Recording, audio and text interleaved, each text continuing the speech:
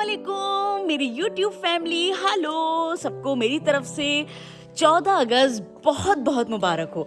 आज मैं अचानक जो है अम्मी अब्बू की तरफ आ गई। मैंने कहा कि क्यों ना अम्मी अब्बू की तरफ जो है वो चला जाए और 14 अगस्त जो है वो मनाई जाए, क्योंकि ये होता है कि अब्बू हमारे यही कहते हैं कि जो नेमतें अल्लाह ताला ने हमें दी हैं उन नेमतों का हमें अच्छी तरह शुक्र अदा करना चाहिए। तो एक पाकिस्तान भी हमारे लिए जो था वो एक नेमत के तौर पे ही था।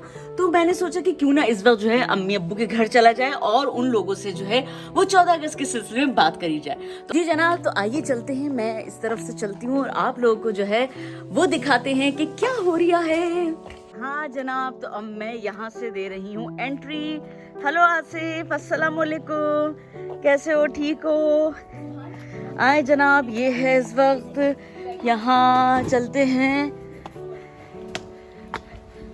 अस्सलाम वालेकुम अब्बू, कैसे हैं आप? ठीक ठाक। 14 अगस्त बहुत बहुत मुबारक हो अब्बू। अस्सलाम वालेकुम माँ, कैसी हैं आप? ठीक ठाक। 14 अगस्त बहुत बहुत मुबारक हो मामा आपको और बच्चों सबको, आप सब लोगों को भी बहुत बहुत मुबारक हो। झंडे वंडे लगाए हुए अब्बा आपने तो बड़े अच्छे। बता रहा था कि 14 अगस्त होता क्या है। हाँ हाँ, नहीं बाकी बहुत अच्छा बात है कि आप इनको बता रहे थे। 14 अगस्त इनको तो बिल्कुल पता ही नहीं है। अरे वाह, जबरदस्त। नहीं तो चलें फिर इस पे व्लॉग बना लेती हूँ ना मैं कभी जल्दी से, आप अगर रेडी हैं तो ठीक है, चलें, जबरदस्त। तो आइए चलते हैं नाज़रीन, इस वक्त एक व्लॉग बनाते हैं 14 अगस्त के बारे में। अस्सलाम वालेकुम, कैसे हैं आप? ठीक ठाक हैं? अब आप हमें बताएं भाई, बड़ा मैं चाहती हूँ कि हमें पता लगे, क्योंकि मैंने आपके ज़माने तो काफ़ी 14 अगस्त के किस्से सुने, जो आपने हिजरत करी थी, पाकिस्तान आए थे आप लोग, तो वो एक बड़ा अच्छा एक कहते हैं ना हिजरत थी उस वक्त के ज़माने में। तो अब आप मुझे शुरू से लेके चलें कि जब आप इंडिया में थे और ये सिलसिला जब शुरू हुआ 14 अगस्त का, और उस वक्त क्या सिनेरियो था, क्या किस तरह का वो माहौल था? नहीं, उस वक्त तो हमारी उम्र सिर्फ 10-12 साल होगी। ठीक है। तो हमें इतना शऊर तो था नहीं कि क्या आज़ादी है, क्या पाकिस्तान है, क्या है। हम छोटे से ऐसी गलियों में घूमते रहते थे तो वो नारे लगते थे और लोगों के सामान जो हैं वो पूरे घर के सामान, बेड, अलमारियाँ और शलमारियाँ सब रोडों पे रखी हुई थी और वो उसको लोग ख़रीद रहे थे। तो वो हम भी मतलब जैसे मेला लगा हुआ है इस तरीके से देख रहे थे। फिर रातों को ये हो रहा था कि आज हमला होगा। तो सब औरतें छतों पे चढ़ जाती थी। वो पत्थर जमा कर रखे थे छतों पे। अच्छा। और वो छतों पे चढ़ के बैठ जाती थी जब वो ऐसी हल्ला होता था। हाँ। कि भाई अब हमला होने वाला है। हाँ बिल्कुल। तो ये सब होता था। हाँ। आपकी उस वक्त उम्र जो थी वो 10-12 साल थी, बस आपने ये देखा है कि जैसे दादी हो गई, याददाश्तों में है, याददाश्त में याद है क्या ऐसा हुआ होता था। सुनते थे कि भाई वहाँ पे लड़ाई हो गई है, आज उधर हमला हो गया है औरतों पे, और ये हुआ वो हुआ, बस इसी तरीके से। फिर किस वक्त डिसाइड हुआ कि हम अब हिजरत करके जो है वो पाकिस्तान जाएंगे? बहुत देर में हुआ। अच्छा, आप लोगों ने देर में किया? कोशिश करते रहे कि वहीं पे। हाँ जाहिर है, अब दिल तो सबों के, हमारे अम्मा अब्बा, ननियाल का, ददियाल का, सबके दिल उठ ही चुके थे। बिल्कुल। और फिर इस सिलसिले जितने भी जवान लड़के थे हमारे घर के, हम तो बच्चे थे ना, तो हमारे बड़े भाई और ताया के लड़के ये सब पाकिस्तान आ चुके थे। अच्छा, आधी फैमिली तकरीबन आ चुकी थी। तकरीबन पाकिस्तान बनने से पहले या कुछ थोड़े दिनों के बाद वो सब पाकिस्तान आ गए थे। किसी का निकाह होना था, वो जल्दी में निकाह करा, निकाह करके वो दोनों मियाँ बीवी रवाना हो गए। और जिनकी शादी नहीं हुई थी वो वैसी निकल लिए। तो वो सब पाकिस्तान आ चुके का घर थे। तो अब ये कि ऐसे छोड़ के तो नहीं आ सकते थे। फिर और दिल में यकीन हो गया था कि अब हमें पाकिस्तान जाना है। फिर उसी सूरत से सारे इंतजामात होते रहे, से सब मतलब बाइंड अप किया। माशाल्लाह उस वक्त दुकान जो थी वो दुकानें ही हुआ करती थी, बड़े बड़े स्टोर तो नहीं होते, लेकिन हमारी अच्छा खासा कारोबार था वहाँ पर सेट था इंडिया में। हमारे अब्बा का। और ये एवर रेडी सेल होते हैं जी, है ना जी। ये पूरे इंडिया क्या हमारे शहर में पूरी एजेंसी हमारे पास थी, सेलों की, बैटरियों की, अच्छा, क्रॉकरी की और बिसात खाने की उसको कहते थे, और बहुत बड़ा मतलब कारोबार था। तो अब्बू जब ये हालात हुए तो आप लोग तो सब फिर अपना कारोबार वहीं छोड़कर आए होंगे, कैसा हाँ, फिर वो बेचा था? दुकान बेच दी थी। बाकी सामान सब घर पे आन के औने पौने हो गया, सब गारत हो गया, सेल बिल्कुल ख़त्म हो चुकी थी मुसलमानों की कारोबार की। तो सब छोड़ना पड़ा। अच्छा, जब आप इतना बिजनेस वगैरह घर बार सब वैसी का वैसी छोड़कर आ गए, कुछ भी आपने मतलब कुछ भी बेचा नहीं, ना किसी की चीज नहीं, वो घर बार बेच दिए थे। अच्छा, जब आप पाकिस्तान आए होंगे तो पाकिस्तान में तो अब एक बिल्कुल नया वो एकदम ना कुछ हाथ में पैसे ना कुछ थे ऐसे आप लोग लेकर आए वहाँ से? वो जो कारोबार खत्म हुआ था, मकान बिका था, दुकान बिकी थी, जी। तो उसके पैसे आ गए थे हमारे पास। अच्छा, फिर हमारे अब्बा वालिद साहब इधर आ गए। यहाँ का माहौल पाकिस्तान का ही अलग था, बिल्कुल कारोबार का वो अंदाज नहीं था जो इंडिया के शहरों का था। दो भाई बड़े थे, वो आ चुके थे, तो वो मुख्तलिफ यानी जॉब्स पे लग चुके थे, और उनकी तनख्वाहें आती थी, उनसे हम फिर नाज़माबाद में आ गए। नाज़माबाद कराची में, नाज़माबाद पेट्रोल पंप पे आ गए।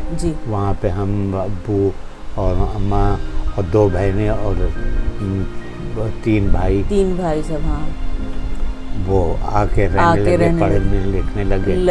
इसी तरीके से बड़े हो गए। फिर आपकी जो पढ़ाई वगैरह थी फिर आपने पाकिस्तान में ही करी, वो सब पाकिस्तान में आई। हाँ, फिर मैं भी नौकर हो गया। अच्छा, उस वक्त ये इतनी पैसे की रेला पेली भी नहीं होती थी, लोग बहुत सादा पसंद थे लोग, और ऐसी रह रहे थे। ना रेडियो किसी के पास होता था, टीवी तो खैर उस वक्त थे ही नहीं, दूर की बात है। तो हाँ। रेडियो भी एक होता था, वो बहुत ऊंची जगह पे रख दिया जाता ताकि बच्चे हाथ न लगाएं। हाँ। और फिर रात को 9 बजे वो आते थी स्टूडियो नंबर 9। अच्छा, हाँ, उसमें ड्रामा आता था, पूरा घर बैठ जाता था। हाँ। और बैठ के वो ड्रामा सुनते थे, आवाज़ों के। अच्छा, सिर्फ रेडियो पर ड्रामा होता था? ड्रामा होता था। अच्छा। माजिद अली बहुत मशहूर एक्ट्रेस थे, आवाज़ के मास्टर, और सलीम थे, तो इन अर्शे मुनीर थी, ये लोग इनकी आवाज़ में डबिंग होते होंगे। वो ड्रामे आते थे, और वो बैठ के घंटा भर का वो बैठ के देखते थे, और वो ख़त्म हो जाता। अच्छा अब्बू, जब आप लोग जो है पाकिस्तान से, इंडिया से जब पाकिस्तान आए थे तो आप लोग किस तरह आए? वो मैंने सुना हुआ है कि बड़े ट्रेनों में लोग आए थे, कुछ किस तरह आए थे? बड़ी परेशानियों में लोग आए हैं जो उन्होंने सफ़र किया है वहाँ का, तो आपका कैसा सफ़र रहा था? आप लोग किस तरह आए? नहीं, ये जो तुम बात पूछ रहे हो, ये शुरू ज़माने की बात है। अच्छा, शुरू पाकिस्तान जब बना था, सही, उस वक्त बहुत हंगामे हो रहे थे, तो हम लोग ये अमृतसर से लाहौर से कराची आ गए थे। कराची आ गए इस तरीके से, मतलब बाई ट्रेन। उस वक्त क्या जज्बे थे अब्बू? उस वक्त लोगों को खुशी हो रही थी पाकिस्तान बन गया?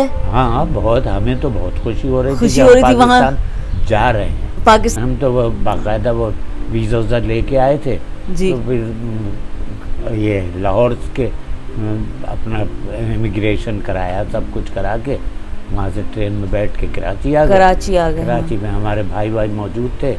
वो हम लेने चले गए। वहाँ से बग्घियाँ चलती थी, तांगा चलता था, उसमें बैठ के हम नाज़माबाद आ गए। हाँ, उस वक्त वो एक बड़ा वो रहता होगा, क्योंकि जाहिर सी बात है उस वक्त शौक था। हाँ, बस ये पाकिस्तान जाएंगे। बंदर रोड जो इस वक्त कैपरी सिनेमा बना है, ये रोड देख के ही निहाल दिल खुश हो, कितना बड़ा, कितना चौड़ा। इत्तेफाक से हम आए भी कराची में, बग्घी में। अच्छा, बग्घी में आए थे? टैक्सी में नहीं आए थे। हाँ। तो बग्घियाँ थी, 2 बग्घियाँ ले ली थी, एक में सामान था, एक में हम लोग बैठे हुए थे, और वो ठुपक गधे, वो घोड़ा गाड़ी ठुपक चलती है बैठते हुए, इतना दूर का सफ़र। तो कराची पहुंच गए। यानी बहुत ही अच्छी बातें हुई। फिर हम लोग नहाने गए। अच्छा, उसी वक्त नहाने गए।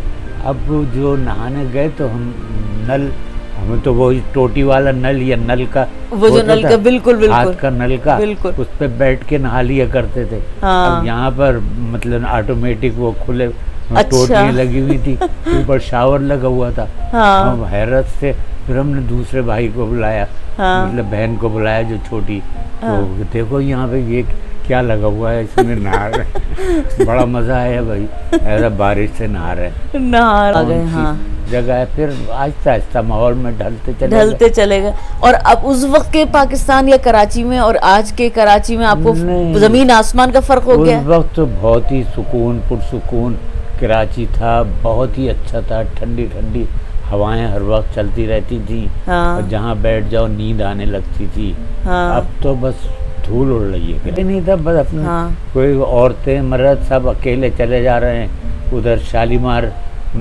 पिक्चर हाउस था, अपने अकेली औरतें चली जाती थी, 1 रुपए का टिकट लिया, फिल्म देखी, हाँ। घर आ गई। होटलों में रेडियो लगाते थे। अच्छा। तो एक आने की चाय मिलती थी। ठीक है। फिर 3-4 लड़के बैठे, चलो यार फरमाइश आ रही होंगी। हाँ। तो दोपहर में फरमाइश आती थी 12 बजे। अच्छा, कि मतलब अपनी पसंद का कोई भी आप गाना या वो बताएं। लेकिन वो हमारी पसंद नहीं होती थी, दूसरों की पसंद होती थी। तो वहाँ पे बैठ के अपने वो फरमाइश लगा दी उसने, और एक चाय पी और अपने पूरी फरमाइश सुनी और चले आए। हाँ, वो एक तफरी थी उस वक्त के नौजवानों। मुझे याद पड़ता है एक जंग भी हुई थी जब उस वक्त, तो मेरे ख्याल में आप बड़े होंगे जिस वक्त वो जंग हुई थी। उस वक्त तो वो जंग का उस वक्त क्या वो था, उस वक्त हालात उस वक्त कैसे थे? हाँ, जंग का हालात थे। वो उस वक्त जो सदर थे वो अयूब खान थे। तो वो मैंने तकरीर भी उस वक्त, और काफ़ी बड़े हो गए थे हम लोग, 18-19 साल के। हाँ। उस वक्त हो चुके थे जब 65 की जंग हुई। सही। बल्कि हो सकता है कि इससे ही बड़े हो।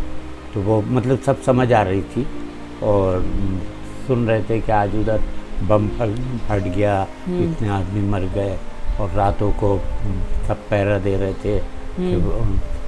ये सिविल डिफेंस में हम लोग, हमारी उम्र, मैं भी चला गया था सिविल डिफेंस में, और जाके वो लाइटें वाइटों को कि भाई तुम लाइट बंद करो, कहीं जलने ना पाए लाइट। तो वो करते। दहशत भी थी, डर भी होता था। पता नहीं रात को किधर बम गिरे, क्या हो, हम लोग सुबह तक रहेंगे या नहीं रहेंगे, इसी तरीके से। ऐसा वाकया, एक ऐसा मज़ाहिया वाकया जिसको आप जो है वो आप बताना चाहें, जिसको आज भी सोच के आपको हंसी आती हो कि ये मैंने क्या करा था बचपन में? हाँ, ऐसा एक वाकया मतलब कभी कभी याद आता है तो बड़ा हंसी भी आती है, और अल्लाह का शुक्र और अल्लाह की कुदरत भी नज़र आती है। अच्छा। तो हुआ ये था कि जब हम नाज़माबाद में थे तो बारिशें हुई बहुत। अच्छा। उस वक्त होता ये था कि टेलीफोन की जो लाइनें थी वो तांबे के तार हुआ करते थे खुले हुए। अच्छा। वो टूट जाते थे बारिश में, बारिश से टूट जाते थे। तो ऐसी जब बारिश के बाद हम लोग निकले तो एक तार बहुत बड़ा सारा वहाँ पे तो चलो भाई अब घर पे ले आए। घर पे आन के जो हमारे अब्बा और भैया जो थे वो तो हमारे पीछे पड़ गए कि ये तूने क्यों तोड़ के। अब हमने कहा कि चलो हम फेंक आते। ठीक है। लेकिन फेंकने को दिल नहीं चाह रहा था। हाँ, हाँ। है ना, बहुत तरह। फिर हम बाहर निकले और बाहर से हमने छत पे उसको पूरे जाल को फेंक दिया। ठीक। अब जब वो जाल फेंका तो ऊपर ये ख्याल नहीं रहा कि इलेक्ट्रिक का पोल है। ओहो। अब वो पोल में पूरा तार उलझ गया। तार उलझ गया। बारिश हुई भी और पानी सब तरफ पानी हो रहा है, गीला हो रहा है। सही। और वो उसके तार भी नीचे भी आ गए, आपकी तरफ भी आ रहे हैं वो तार। हाँ, हाँ। अब तो हमारी हवा ठंड हो गई रात में कि भाई क्या हो रहा है, और डांट पड़ेगी। तो बहरहाल हमने किसी को बताया नहीं। अच्छा। और बताया नहीं। अब ये हो गया कि मरना है या जीना है या तो इससे वो होगा या फिर हाँ चले। लेकिन खुदा की कुदरत है भाई बहुत। मैं अभी भी अल्लाह का शुक्र अदा करता हूँ।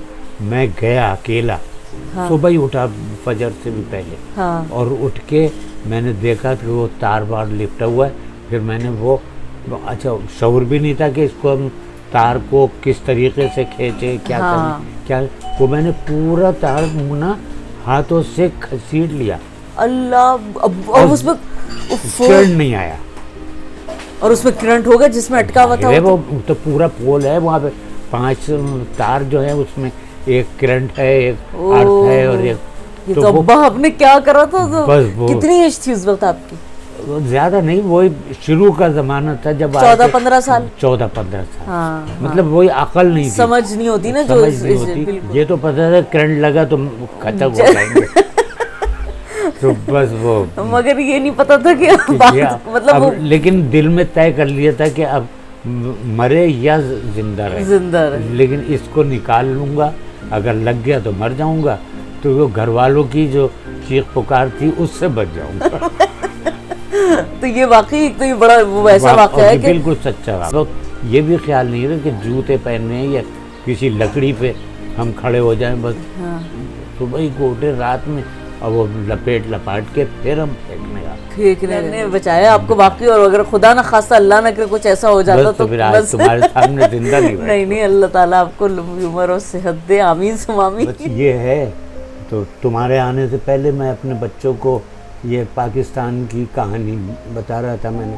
अब्बा मैं भी तो आपकी बच्ची हूँ। नहीं वो तो छोटे बच्चों को, पोती पोता को हाँ पोती पोता को पाकिस्तान के बारे में बता रहा था। हाँ। तो खैर तुम आ गई, तुमने मुझे दूसरी तरफ, मैंने कहा हाँ नहीं मुझे बड़ा ये मैं सुनती रहती थी ना आपसे बचपन में, तो मुझे बड़ा अच्छा लगता था, तो मैंने कहा इस पे व्लॉग बनाऊं आज मैं आपसे भी सुनूं दोबारा से। इत्तेफाक है ये हमने देखो झंडे वंडे हाँ नहीं बहुत अच्छा किया 14 अगस्त के मौके पर। लिए चलो बहरहाल ब्लॉग बन गया हो तो खुदा हाफिज़। हाँ वो पाकिस्तान बोले, पाकिस्तान जिंदाबाद जी व्यूअर्स, तो फिर आपको यकीनन आज की व्लॉग जो है वो बहुत अच्छी लगी होगी। मेरी माँ भी बैठी हुई है उधर, माँ के पास अलग किस्से हैं, माँ की जो है जंग की कहानी है जब माँ जवान हुआ करती थी, और माँ की भी उस वक्त जो है जंग की बात है। माँ अभी भी मुझे मना कर रही है कि कोई ज़रूरत नहीं मेरी वीडियो बनाने की, बिल्कुल भी ज़रूरत नहीं, मगर मैंने कहा ठीक है माँ आप बैठे अभी इंजॉय करें आप हमारी कहानी है, तो क्योंकि जो हम अब्बू से मैं सुन रही थी।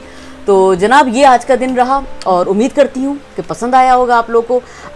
आज आपने मेरे अब्बू से मुलाकात की और आपको पता लगा कि यहाँ जो इंडिया के वक्त जो भी हालात थे या जो भी उस वक्त सिचुएशंस थी उसको किस तरह से उस वक्त के लोगों ने झेला है और किस तरह से वो लोग यहाँ पर आए हिजरत कर कर। तो ये एक बड़ी इंटरेस्टिंग कहानी है जो कि अक्सर बचपन में भी मैं सुना करती थी अब्बू से और अम्मी से भी सुना करती थी, और ये मुझे बड़ा इंटरेस्टिंग लगता था। मैं यही सोचती थी कि देखो किस तरह इन्होंने पाकिस्तान हासिल करा है और कितनी उसके बाद जो है किस तरह लोगों ने अपना घर बार कारोबार सब छोड़ छाड़ के दोबारा से ज़ीरो से बिल्कुल नई ज़िंदगी स्टार्ट करिए।